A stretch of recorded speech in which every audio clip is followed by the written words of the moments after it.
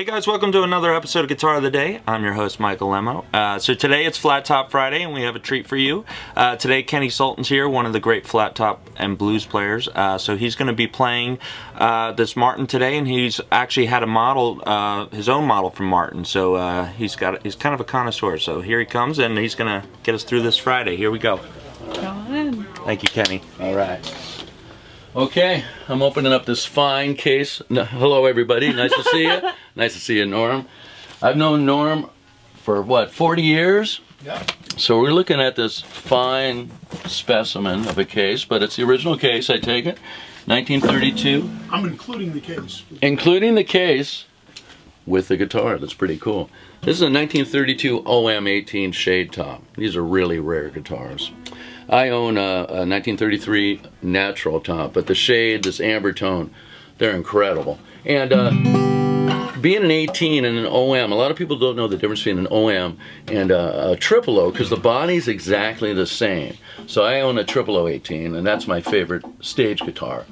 But I also have an OM for a little more sound, and the main difference between the triple O and the OM is the scale length. So we're talking 25.5 inches from the nut to the saddle on an OM.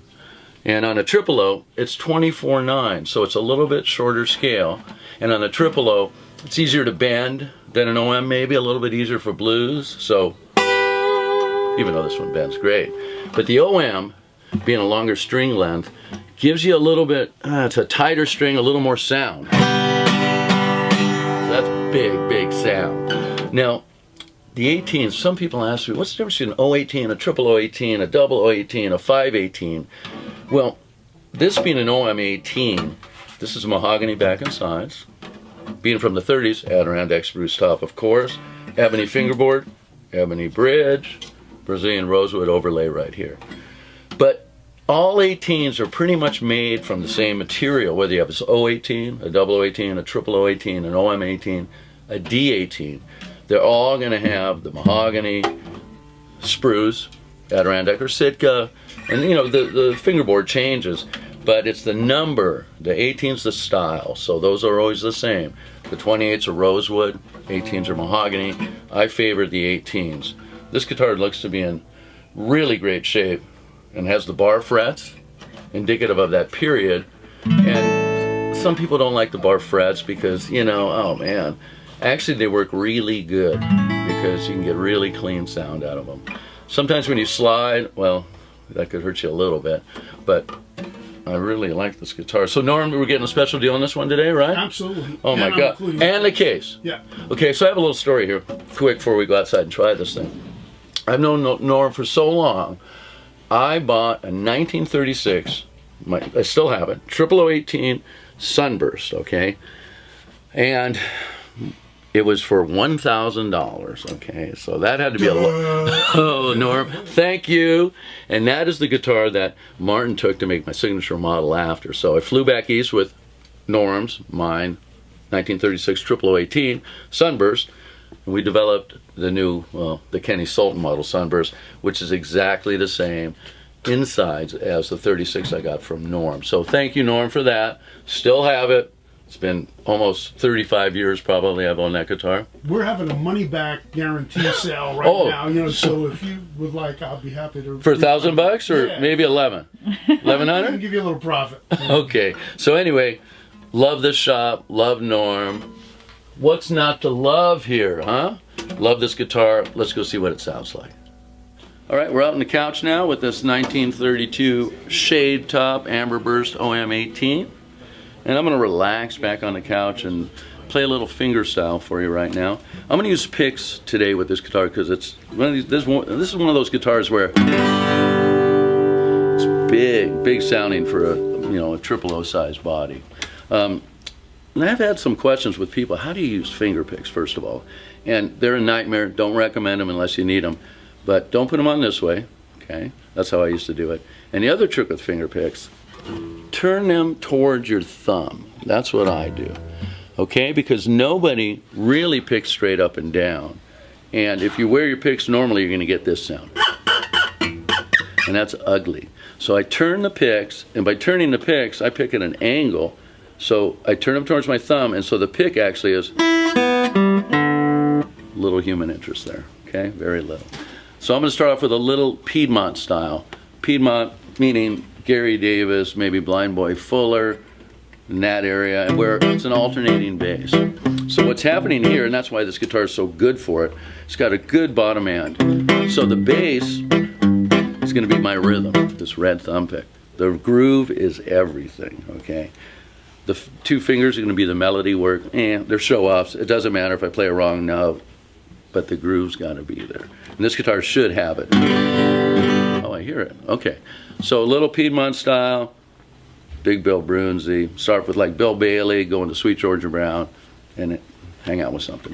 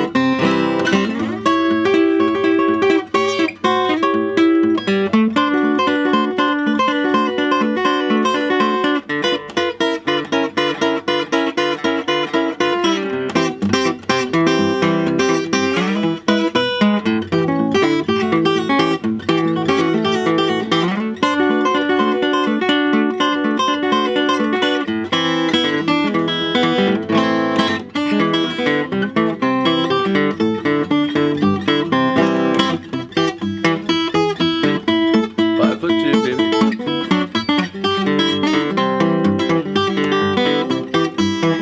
Let's have some fun with this stuff, huh?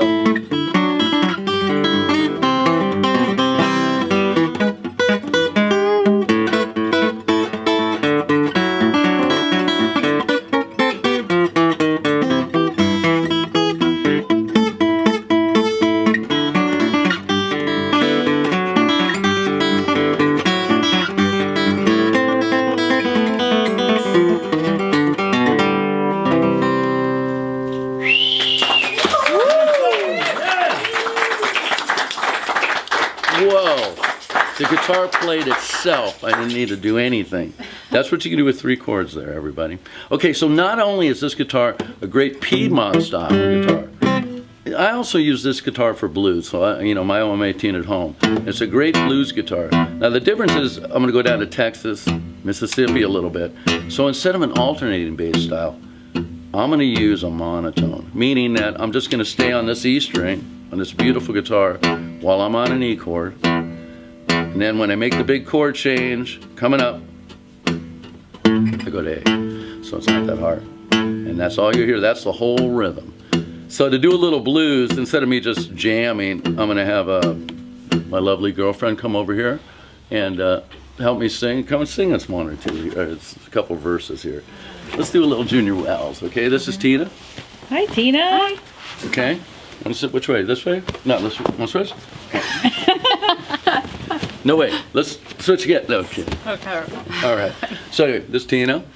And we sing and play together. She's a nurse, vocalist. You can't ask for anything more right here. Okay? It was neat to be a nurse to be with you. I know. That's right. Well, hey, what, guys, I mean, I have a nurse everywhere. Problem is, unless I'm bleeding to death, she's like, get over it, okay? So, she's a little rough there. So we'll try to do a little Junior Wells. Okay. So I'll start off with a little something, then you come on in, okay?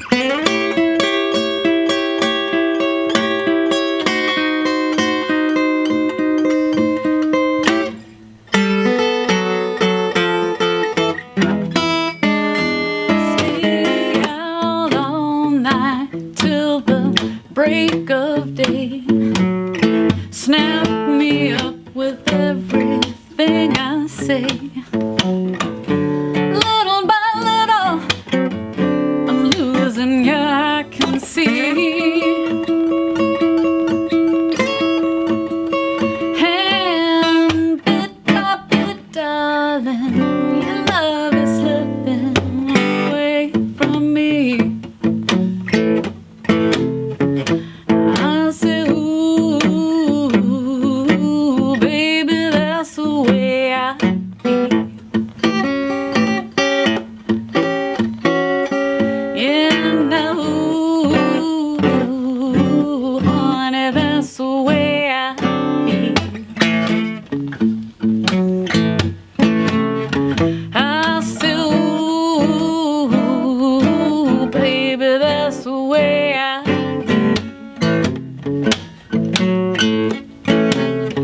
I say, ooh, that's the way I feel. Yeah. Yeah, Tina, and you too, Kenny. Thanks, everybody. Norm, thanks for having us. Mention a couple quick things. Thank you. I play with Tom Ball a lot normally. We'll be at Doheny Blues Festival in a few weeks. And also, Tom and I have been together, believe it or not, I was like 6 when I started, 40 years. So we're celebrating our 40-year anniversary. Nobody knows this yet. November 2nd at the Libero Theater in Santa Barbara. It's going to be a party. Come on down. Thanks, Norm. Thank you.